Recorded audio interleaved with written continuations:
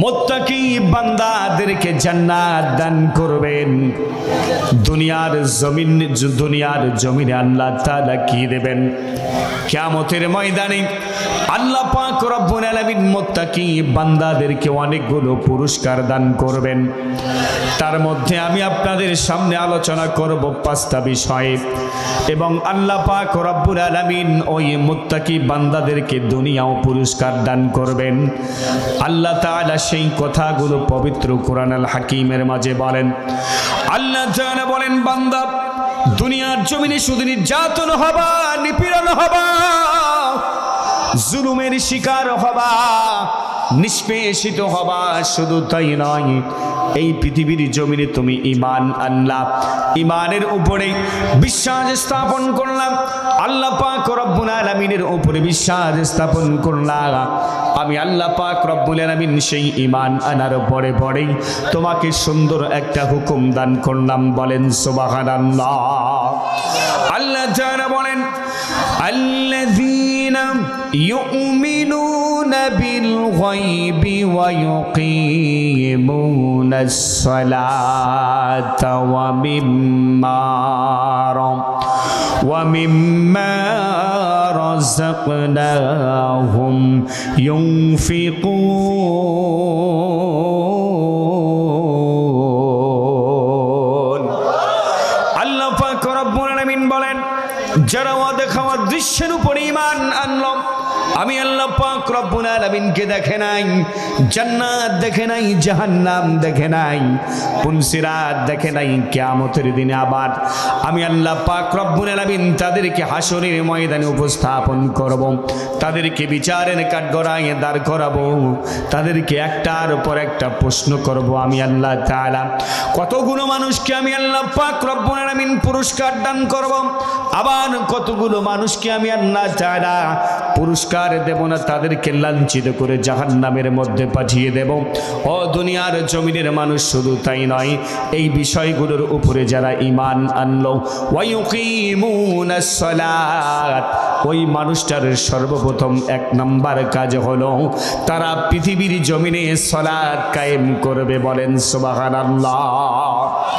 সালাত কায়েম, শুধু যোহরের আজান হয়েছে, শুধুমাত্র আমি সালাত আদায় করলাম, শুধু তাই নয়, সালাত কায়েম সেটাকে বলে নিজে সালাত কায়েম করলাম এবং নিজের পরিবারকে সালাত কায়েমের জন্য বললাম, নিজের প্রতিবেশীকে সালাত কায়েমের জন্য বললাম।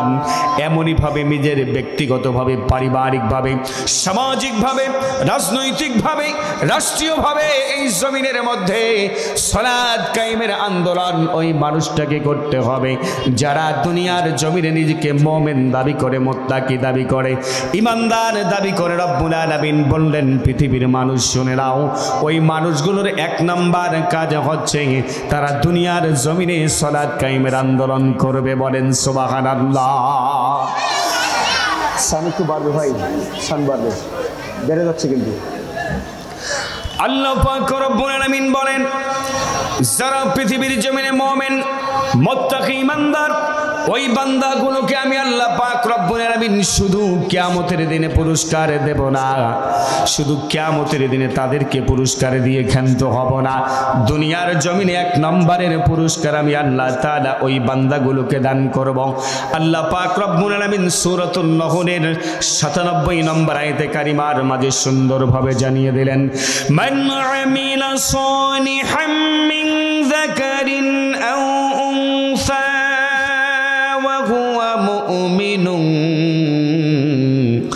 وهو مؤمن فلنحيينه حياة طيبة। আল্লাহু আকবার। রব্বুল আলামিন বলেন, পুরুষ কিংবা নারী যেই হোক না কেন, যদি সৎ কাজ করে এবং যদি ওই বান্দি আমার, ওই বান্দা যদি আমার মুমিন হয়, ওই বান্দা যদি আমার মুমিন হয়, দুনিয়ার জমিনে আমাকে বিশ্বাস করেছেন, আমার জীবনে আমাকে বিশ্বাস করেছেন, শুধু তাই নয়, আমি আল্লাহ পাক রব্বুল আলামিন যাহা কিছু দুনিয়ার জমিনে পাঠিয়ে দিয়েছি এই বিষয়গুলোকে বিশ্বাস স্থাপন করে তার উপরে ঈমান এনে জীবন পরিচালনা করার চেষ্টা করেছে, আমি ওই বান্দাগুলোকে দুনিয়ার জমিনে সর্বপ্রথম যে পুরস্কারটা দান করব, ওই পুরস্কারটা হচ্ছে আমি পৃথিবীর জমিনে তাকে স্বচ্ছ, সুন্দর এবং পরিচ্ছন্ন একটা জীবন দান করব। বলেন সুবহানাল্লাহ। তার জীবনে কোনো প্রকার ক্লেম থাকবে না, আর্গুমেন্ট থাকবে না, সে সমাজের মধ্যে সবচাইতে একটি ভালো মানুষে পরিণত হবে। বলেন আল্লাহু আকবার। দ্বিতীয় নম্বর হলো আমি মুত্তাকি বান্দাদেরকে 2 নম্বর পুরস্কার দুনিয়ার জমিনে দেব। আল্লাহ পাক রব্বুল আলামিন সুন্দরভাবে পবিত্র কোরআনুল কারীমের মাঝে সূরাতুত তালাকের 1 এবং 2 নম্বর আয়াতে কারিমার মাঝে বললেন, ওয়া মাইয়াত্তাকিল্লাহা ইয়াজআল লাহু মাখরাজা ওয়া মাইয়াত্তাকিল্লাহা ইয়াজআল লাহু মাখরাজা ويرزقه حيث لا يحتسب। আল্লাহু আকবার। রব্বুল আলামিন বললেন, যারা আল্লাহকে ভয় করে চলবে তার জন্য কঠিন অবস্থা থেকে আল্লাহ পাক রব্বুল আলামিন পাওয়ার জন্য আল্লাহ তাআলা তাদের রিজিক বরাদ্দ করে দেবেন। বলেন সুবহানাল্লাহ। যারা পৃথিবীর জমিনে কি করবে? যারা ঈমান আনবে, তাকওয়ার নীতি অবলম্বন করবে, যারা মুত্তাকি, আল্লাহ পাক রব্বুল আলামিন দুনিয়ার জমিনে ওই বান্দাকে দ্বিতীয় পুরস্কার দেবেন। আল্লাহ তাআলা, আল্লাহ পাক রব্বুল আলামিন তাকে রিজিকের কোনো প্রকার তার জন্য অভাব রাখবে না। বলেন সুবহানাল্লাহ। কোন দিক দিয়ে রিজিক আসবে সে বলতেই পারবে না, মানুষও বুঝতে পারবে না। দুনিয়ার জমিনের মানুষ বুঝবে যে কি ব্যাপার, এত সুন্দর করে, এত কম ইনকাম করে, এত কষ্ট পেয়ে, নির্যাতন পেয়ে, নিপীড়ন পেয়ে, তারপরেও এত সুন্দরভাবে জীবন যাপন করতেছে, কিভাবে খাচ্ছে কি। কিন্তু এই রিজিক দান করেন কে? জোরে বলেন। আর জোরে বলেন, কে দান করে? আল্লাহ পাক রব্বুল আলামিন দান করে। এজন্য আল্লাহ তাআলা বলেন, আমিনু কামা আমানান নাস।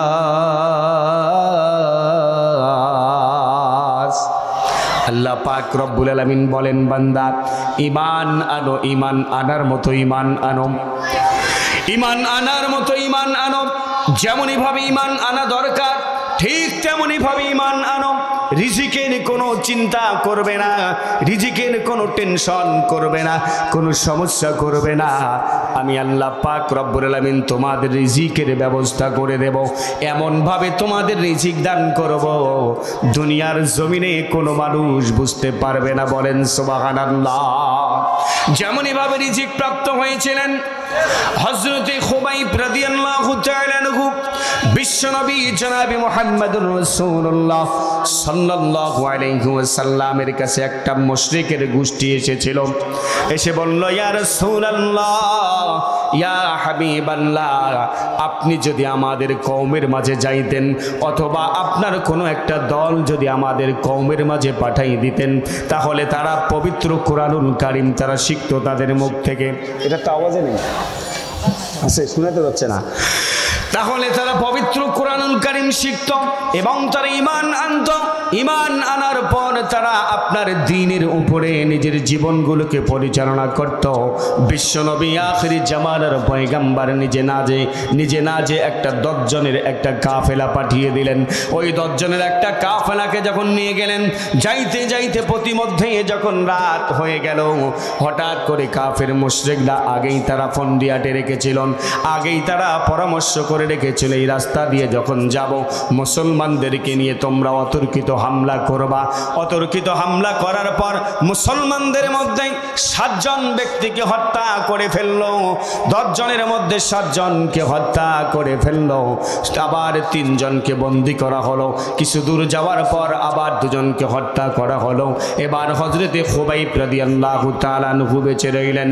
হযরতে খুবাইব রাদিয়াল্লাহু তাআলা আনহুকে মক্কার জমিনের মুশরিকদের হাতে, মক্কার জমিনের মুশরিকদের হাতে তাকে বিক্রি করে দেওয়া হলো, তাকে বন্দী করা হলো। হযরতে খুবাইব ইবনে আদি রাদিয়াল্লাহু তাআলা আনহু, হযরতে খুবাইব ইবনে আদি রাদিয়াল্লাহু তাআলা আনহুকে যখন বন্দী করে রাখা হলো, ঠিক সেই সময় হযরতে খুবাইব ইবনে আদিকে একটা ঘরের মধ্যে বন্দী করে রাখা হয়েছিল।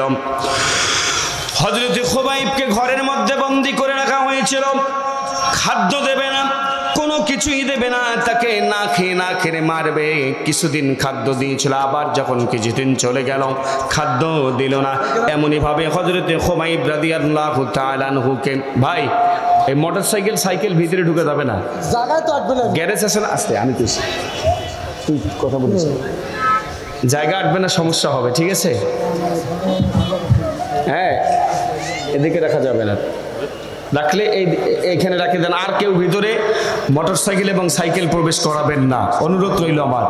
যারা আসতেছেন প্যান্ডেলের ভিতরে কেউ মোটরসাইকেল এবং সাইকেল নিয়ে আসবেন না।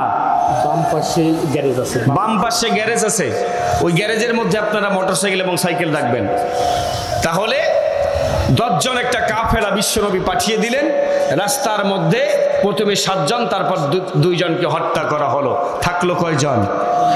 1 জন। খুবাইবকে বিক্রি করে দেওয়া হলো, অথবা কাফের মুশরিকদের হাতে তুলে দেওয়া হলো। মক্কার জমিনের কাফের মুশরিকদের হাতে তুলে দেওয়ার পর হযরতে খুবাইবকে বন্দী করে রাখা হলো। হযরতে খুবাইবকে যখন বন্দী করে রাখা হলো, বন্দী করে রাখার পর সেখানে তেনাকে 2-1 দিন খাদ্য, 2-3 দিন খাদ্য দেওয়া হয়েছিল। 2-3 দিন খাদ্য দেওয়ার পর তারপর খাদ্য দেওয়া বন্ধ করে দেওয়া হলো। খাদ্য দেওয়া বন্ধ করা হলো। ওই বাড়িতে একটা মেয়ে ছিল, মেয়েটির নাম ছিল জয়নাব। সে মাঝে মাঝে হযরতে খুবাইবের ঘরের যে ঘরটাতে বন্দী করে রাখা হয়েছে তার জানালা দিয়ে দেখতো, যে দেখি এই লোকটা খায় কি, এখনো পর্যন্ত হাঁটা চলাফেরা করতেছে, কারণটা কি?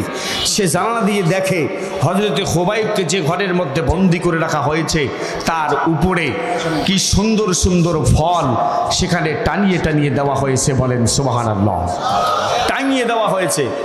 হযরতে খুবাইব রাদিয়াল্লাহু তাআলা আনহুকে বলা হলো, ও খুবাইব, বর্তমানে তো কোনো ফলের সিজন নয়, ফলের কোনো সেশন নয়। তোমার সামনে তোমার ঘরের মধ্যে যে ফলগুলো দেখতে পারতেছি, এই ফলগুলো তুমি কোথায় পাইলা? এই ফলগুলো তুমি কোথায় পাইলা? আল্লাহ পাক রব্বুল আলামিনের বান্দা বললেন, ও আল্লাহর বান্দি, তুমি কি জানো না রব্বুল আলামিন পবিত্র কোরআনুল কারীমের মাঝে বর্ণনা করে দিয়েছেন, আল ফালিয়াবুদু রব্ব হাযাল বাইত আল্লাযী আত'আমাহুম মিন জু'। আল্লাহু আকবার। রব্বুল আলামিন বললেন, যারা তোমরা এই ঘরের ইবাদত করবা, যারা তোমরা এই ঘরের ইবাদত করবা, আমি রব্বুল আলামিন তাদেরকে সর্বপ্রথম যে বিপদটা থেকে রক্ষা করব, যে মুসিবতটা থেকে রক্ষা করব, যারা মুত্তাকি হবা, ঈমানদার হবা, আমি আল্লাহ পাক রব্বুল আলামিন সর্বপ্রথম তাদেরকে পরিচ্ছন্ন রিজিক দান করব। বলেন সুবহানাল্লাহ। যে ভীতিটা থেকে তোমাদেরকে রক্ষা করব, সর্বপ্রথম তোমাদের খাদ্যের কোনো অভাব রাখবো না। বলেন সুবহানাল্লাহ। ভাইরা আমার, হযরত খুবাইব রাদিয়াল্লাহু তাআলা আনহুকে এবার জিজ্ঞাসা করা হলো, খুবাইব, তোমাকে খাদ্যগুলো কে দেয়? সে বলল, আমার আল্লাহ, যে রব্বুল আলামিন আমাকে দুনিয়ার জমিনে পাঠিয়েছেন সেই আল্লাহ দেয়। এবার কিছুক্ষণ পর হযরত খুবাইব রাদিয়াল্লাহু তাআলা আনহুকে ওই ঘর থেকে বাহির করে ফাঁসির মঞ্চের মধ্যে তোলানো হবে, খুবাইবকে হত্যা করা হবে। হযরত খুবাইব রাদিয়াল্লাহু তাআলা আনহুকে নিয়ে যাওয়া হচ্ছে। নিয়ে যাওয়ার পর খুবাইবকে বলা হচ্ছে, খুবাইব, এবার তো তোমাকে ফাঁসি দেওয়া হবে, তোমার কি কোনো প্রকার তোমার কি কোনো মনোবাসনা আছে নাকি? আতুরিদু আন তাফআলা শাইইন ক্বাবলা মাউতিক, মৃত্যুর পূর্বে তোমার কোনো বাসনা আছে নাকি? মৃত্যুর পূর্বে তোমার কোনো আশা আছে নাকি? হযরতে খুবাইব রাদিয়াল্লাহু তাআলা আনহু বললেন, উরিদু আন উসাল্লি রাকাতাইন।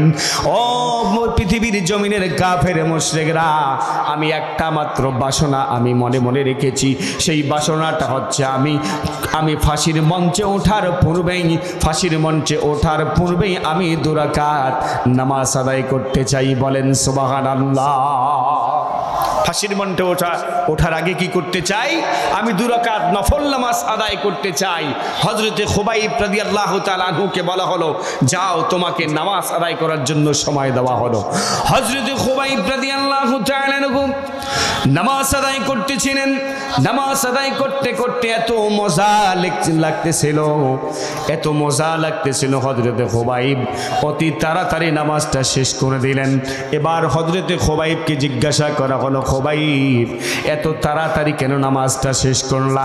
হযরতে খুবাইব বললেন, ও কাফের মুশরিকরা শুনে নাও, আমি যদি নামাজে বেশি সময় নেই আর তোমরা যদি বলো খুবাইব পৃথিবীর জমিনে আর একটু সময় বেশি বাঁচার জন্য সময় নিচ্ছে নামাজে, আমাকে এত মজা লাগতেছিল যেন সারাদিন সারা রাত এই নামাজের মধ্যে দাঁড়িয়ে থাকি। বলেন সুবহানাল্লাহ। আর আমরা নামাজকে ওইভাবে আদায় করি? বলেন তো আদায় করি? এখানে যারা বসেছি তার মধ্যে সবাই যে জোহর পড়ছি কিনা আল্লাহই ভালো জানে। ঠিক না ভাই? ঠিক, জোহর পড়ছি বলেন তো? সবাই পড়ছি? যদি হাত উঠাইতে বলি ইজ্জত থাকবে না। মানে তাফসীর মাহফিল শুনতে এসেছি, এটা কি ফরজ, নফল না সুন্নত না ওয়াজিব? কোনটার মধ্যে পড়ে? হ্যাঁ, এই ওয়াজ শোনা, ওয়াজ ফরজ, ওয়াজিব, সুন্নত, নফল না মুস্তাহাব? কোনটার মধ্যে পড়ে? এটা একটা মুস্তাহাব ইবাদত অথবা নফল। এই ইবাদত আমরা করতে এসেছি, অথচ আমরা ফরজ আদায় করি নাই। ঠিক না ভাই? ঠিক। হ্যাঁ, আমাদের মরার পর সর্বপ্রথম কিসের হিসাব নেবে বলেন তো? আরো জোরে বলেন, কিসের হিসাব নেবে? আল্লাহ পাক রব্বুল আলামিন আউয়ালা মা ইউহাসাবু বিহিল আবদু ইয়াউমাল কিয়ামাতিস সালাম। কিয়ামতের ময়দানে আল্লাহ তাআলা সর্বপ্রথম যে হিসাবটা নেবে, দুনিয়ার জমিনে সালাত আদায় করেছে কিনা, ও পৃথিবীর মানুষ তুমি নামাজ আদায় করেছে কিনা।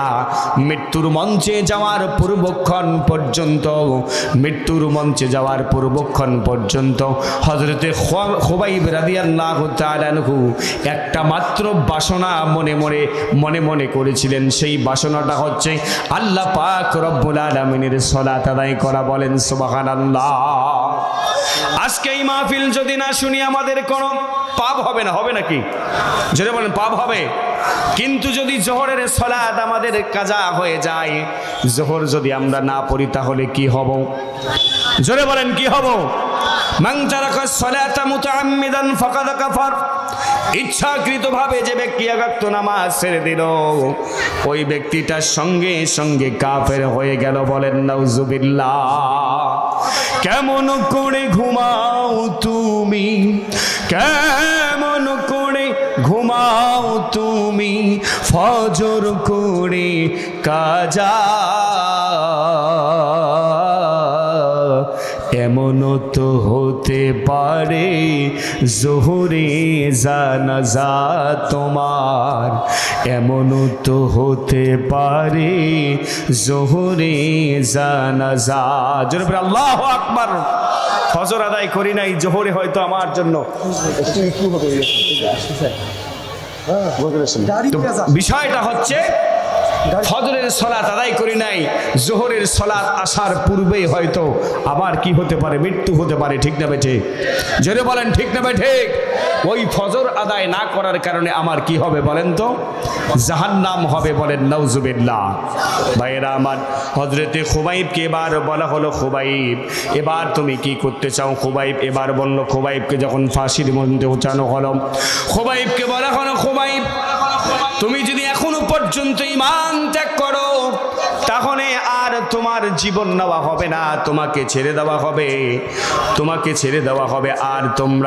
আর তোমাকে মৃত্যুবরণ করা হবে না, আর তোমাকে মেরে ফেলা হবে না, তোমাকে ছেড়ে দেওয়া হলো, তুমি ঈমান ত্যাগ করো।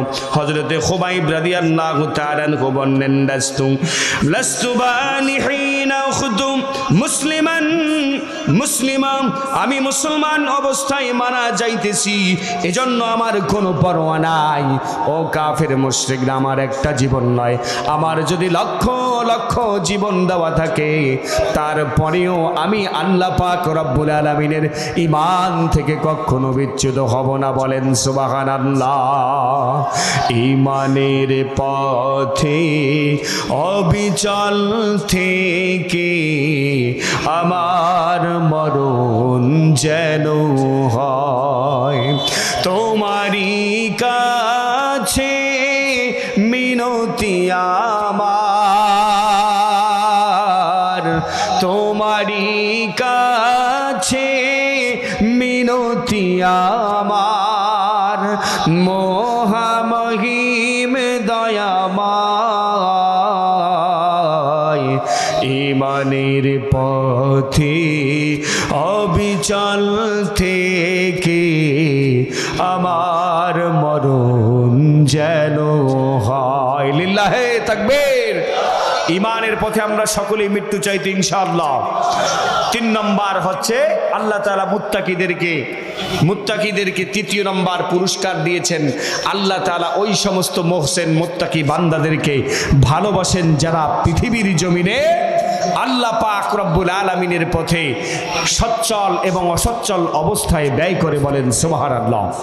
ক্রোধকে নিয়ন্ত্রণ করে এবং মানুষকে মাফ করে দেয়। বলেন আল্লাহু আকবার।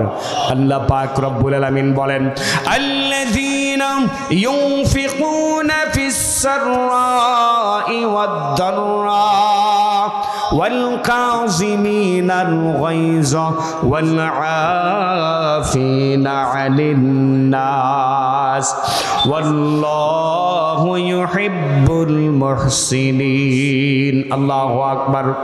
রব্বুল আলামিন বলেন, আল্লাযীনা ইউনফিকুনা ফিস সাররাই ওয়াদ দাররা, যারা দুনিয়ার জমিনে সুখে এবং দুঃখে, সচ্ছল এবং অসচ্ছল, ধনী এবং গরিব অবস্থায়, এই দুনিয়ার জমিনে কোটিপতি এবং ফকির অবস্থায় আল্লাহ পাক রব্বুল আলামিনের পথে যে মানুষটা ব্যয় করে, যে মানুষটা দান করে আল্লাহর দ্বীনের পথে, ইসলামের পথে, আল্লাহ পাক রব্বুল আলামিনের ঘরে, আল্লাহ পাক রব্বুল আলামিনের হাবিবের ঘরে, মাদ্রাসার মধ্যে দান করে, মসজিদের মধ্যে দান করে, আল্লাহ পাক রব্বুল আলামিন বলেন ওই মানুষটাকে আমি আল্লাহ তাআলা খুব ভালোবাসি। বলেন সুবহানাল্লাহ।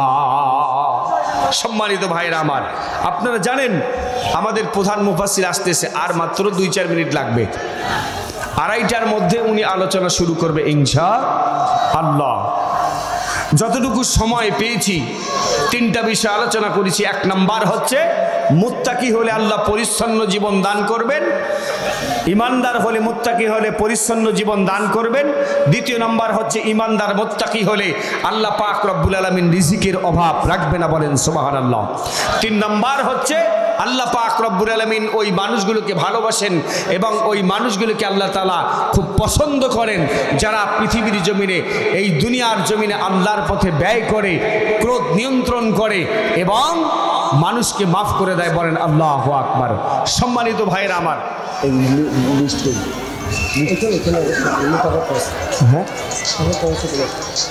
সম্মানিত ভাইরা আমার, আজকের এই মাহফিলটা আমাদের প্রধান মুফাসসির আসার পূর্বেই আমি আপনাদের কাছে হাত জোর করে বলবো, আপনারা জানেন যে কয়েকদিন থেকে বৃষ্টি হচ্ছে কি না?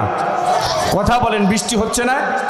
এই বৃষ্টি হওয়ার কারণে আমার দোস্ত রতন, মোজাফফর হোসেন রতন, ও ঠিক মতো কোনো কালেকশন করতে পারেন নাই। এই বৃষ্টির মধ্যে কার বাড়ি যাবেন, এবং কারো বাড়ি যায়ও নাই, কোথাও যায়নি। বর্তমান যে আজকের যে মাহফিলটা, এই মাহফিলটার সম্পূর্ণ খরচ প্রায় 2 লক্ষ টাকার মতো, না প্রায় 2 লক্ষ টাকার মতো। এজন্য আপনারা তো প্রতিবারেই একটা করে ভালো মুফাসসির পান এই বাবরি স্যারে, পান কি পান না? প্রতিবারেই একটা বাংলাদেশের সবচাইতে ভালো ভালো যে মুফাসসিরগুলো নাম্বার 1 মুফাসসির, সেই নাম্বার 1 মুফাসসিরগুলোকে আপনারা পান। আমি আপনাদেরকে অনুরোধ করব এই নাম্বার 1 মুফাসসিরগুলো যেন প্রতি বছর আমাদের মাঝে এই বাবরিসারে আসে এবং আমাদেরকে নিত্য নতুন কিছু সুন্দর আলোচনা উপহার দেন। আপনারা চান না? জোরে বলেন কারা কারা চান? হাত তুলেন তো, দু হাত উঁচু করে দেখান। লিল্লাহে তাকবীর, লিল্লাহে তাকবীর। আল কোরআনের আলো সারা বাংলাদেশে জালো। হাত নামান। প্রতি বছর হোক এবং আসুক।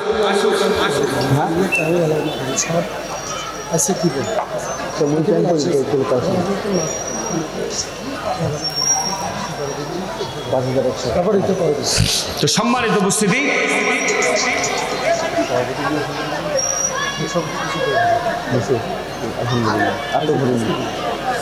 তো সম্মানিত উপস্থিতি, যেহেতু আপনাদের কাছে আমি অনুরোধ করলাম, আমি আপনাদের কাছ থেকে কিছু চাই। এই মাহফিলটা যেন হয়, ওর মাদ্রাসাটা যেন ভালো হয়।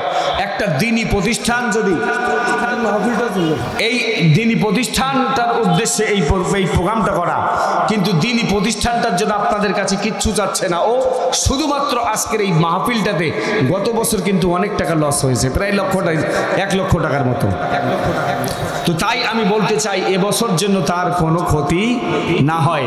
এজন্য 10-এর লাঠি 1-এর বোঝা বলে কি না, সমাজের সমস্ত লোক বলে। তাই আমি আপনাদের কাছ থেকে অনুরোধ করব, আমাদের মাহফিলে আজকের সম্মানিত সভাপতি, উনি কিছুক্ষণ আগেই এই মাহফিলের জন্য 10,000 টাকা দান করেছেন। লিল্লাহে তাকবীর, লিল্লাহে তাকবীর।